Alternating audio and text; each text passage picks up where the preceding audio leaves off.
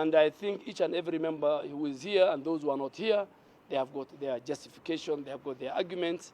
And we will ask the Speaker that unlike other committee of the whole House, this time each and every member, and I want to ask the entire House, let us have decorum, let us listen to each other, let us convince each other, let us think and make the law outside political partisan positions.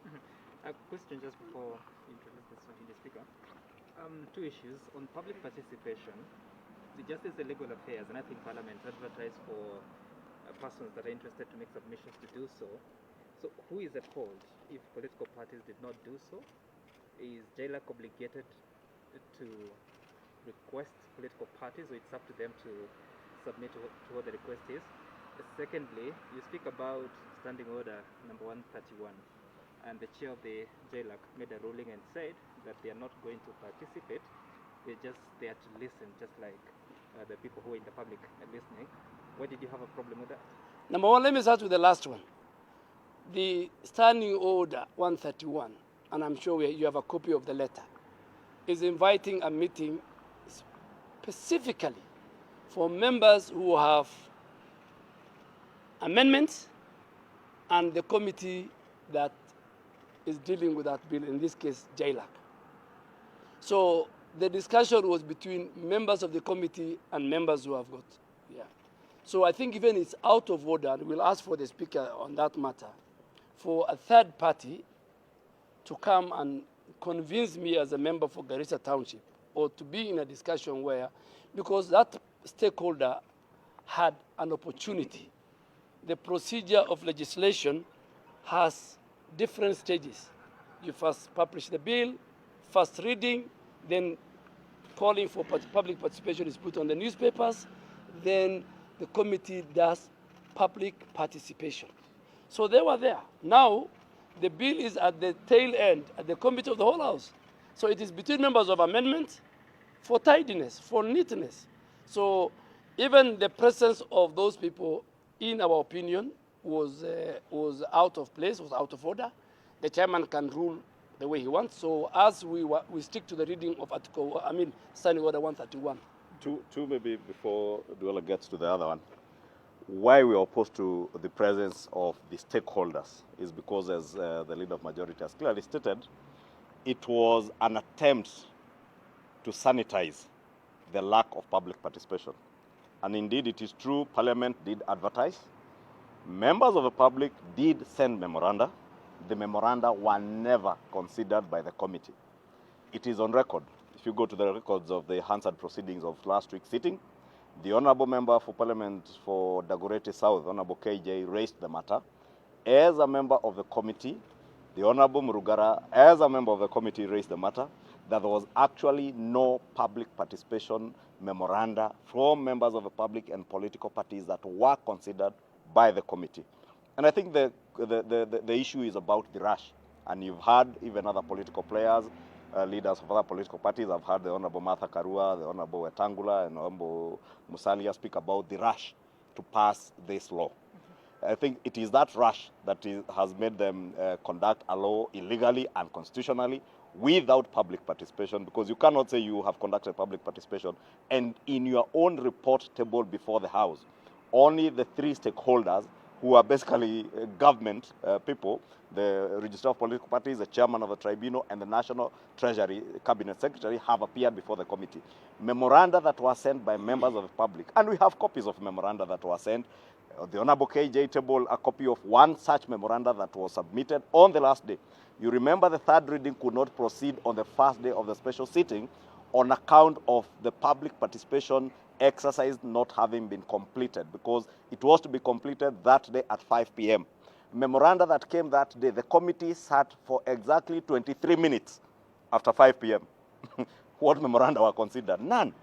Therefore, the issues are there, and the attempt today was to try and sanitize that process and make it look to the country like there was actually public participation that is being done. But unfortunately, even that public participation, they have invited the same stakeholders, the owners of, purported owners of the bill. Do you have And also... just a moment. Do you have the specific list of memoranda that came from... Okay, yes. I can get you one. I can just call KJ and get you that. I'll send that to you. Just to add on what my friend has said, most of our amendments seek to reduce the powers or the involvement of regional political parties in party primaries. So what was her role to appear before the committee? Was she to defend her involvement at that particular level? So that is what we felt is completely unprocedural, irregular, and fishy. Even if she's to say nothing? Absolutely, because she has not been given any mandate by Kenyans specifically on what we were to do today, considering that the bill was at third reading. Parliament doesn't legislate for individuals or for particular political parties. Legislate for the country. Okay.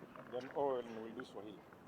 Yeah, thank you. As you make your statement, maybe you can also take us through what your proposed amendment was to be and now what its fate is. The amendments still stay, and it's not one. I have several amendments. Today's appearance before the committee, as my colleagues have stated, was basically to try and see whether we can harmonize between ourselves and the committee, because the chairman is expected to move the bill. And as he moves the bill, if there are areas that you can agree, then you can even agree before. Some of the amendments can be adopted in the normal circumstances. When people use reason, can even be adopted by the committee because they could be helpful. However, this morning, so therefore the members here, all of the members here in this press conference have different amendments, and somehow some of those amendments could even be the same, but it's only after you have moved your amendment that you can possibly have another colleague who had a similar amendment would possibly drop your amendment. I had an amendment on the definition of political party because, and it's a very critical amendment. Don't go to the details. Those details are there within the order paper. But in short, we are saying some of the amendments speak to the unconstitutionality of this bill, because you cannot purport to bring new definitions into this bill through a legislative amendment when the Constitution itself gives the definition, and that is in Article 260 and Articles 91. And therefore, we are not interested in sideshows. We are interested, as Kimani has said, in coming up with a law that speaks to posterity, that will make good if there are some gaps, deal with the gaps before we go to the elections. But you see, when you are dealing with people like UNET, people like Kajwang, and a chair who cannot make decisions looking at the simple standing order, because the letter from the speaker, the direction by the speaker, although he did direct, the speaker directed that stakeholders can be consulted. And I really don't know, that ruling still has a challenge, because at this stage where we are going, committee stage of the whole House, it's not time for public participation. Actually, public participation period is spelled out within the law, and it closed before the public was given opportunity. You see, when the dates finish of submitting the memorandum, soon after, the committee is supposed to call the people who have submitted the memorandum. On the same day, the report was already on the floor of the House. So that's why we are saying there is a problem. Today, had we agreed to participate in that, kangaroo something there, it means we would have sanitized the process of public participation, where we know us as members, we are supposed to engage the committee directly on the proposed memorandum. So can we just agree that it's a matter of procedure, and procedure for the House, tradition procedure is critical to whatever law you come up with. I don't know who responds to this. I don't know who responds to this, because last week when there was a bit of voting, it was 113 versus 68, if I'm not mistaken. So what strategy will you use? No, don't worry. You'll see. Just a moment, let me ask the question. Yeah. So what strategy will you use to make sure that this time round you have sufficient numbers? Tomorrow morning, I think 10 o'clock when you come to the House, you'll see the strategy of each group. We don't need to discuss. We We don't need to discuss it here. Yes. So let's finish this way. And by the way, the only reason why we call these things during special sittings is to ensure that they don't have numbers. And they use, you know, the means they use. They bribe members of parliament to appear on their side. By how much? 100,000. Mimi nataka kusema hivi kwamba tuliitwa hapa kwa barua ya ama mwaliko wa clerk wa assembly kwamba wale ambao wabunge ambao wako na marekebisho wa huu mswada wakuja wakutane na kamati ile ya JLAC ili tuweke uwiano katika yale mawazo yetu ambayo yako na ile mapendekezo yetu mapya, ili ile sheria ikija katika bunge iwe watu hawatatizani pale, wale ambao wako na marekebisho ambayo yako sawa ama yanafanana yang'olewe, yawekwe mengine, ili tukienda katika bunge kuwe hakuna utata. Lakini vile tumeona tulipoingia katika kile chemba ni kwamba ile kamati ilikuwa imeshajipanga kwamba mwanzo sio kwa ibara ile ya 131 ya standing orders zetu za bunge kwamba wanataka kuleta article 118 ya katiba katika ule mjadala tungekuwa nao pale.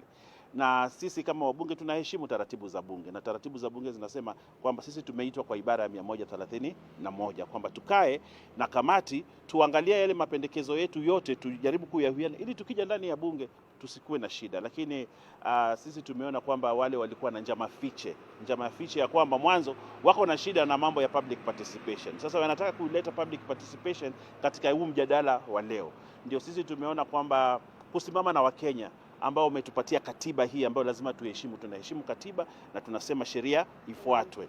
Sheria kufuatwa ni kwamba sisi kama ambao tuko na mapendekezo tukae, tuiangalie, tumalize. Na kama kamati inaona kweli inataka kuona wale stakeholders, pia iendelee kuwaona wale stakeholders kama sisi tumemaliza. Lakini mwenyekiti yeye alikataa mapendekezo yetu, na mapendekezo yetu hayakuwa nje ya sheria, yalikuwa ndani ya sheria. Ndio naona sisi tunakataa yale mambo ambao wanajaribu kufanya kwamba wanataka kuleta kwa lazima mabadiliko ya sheria katika hii nchi.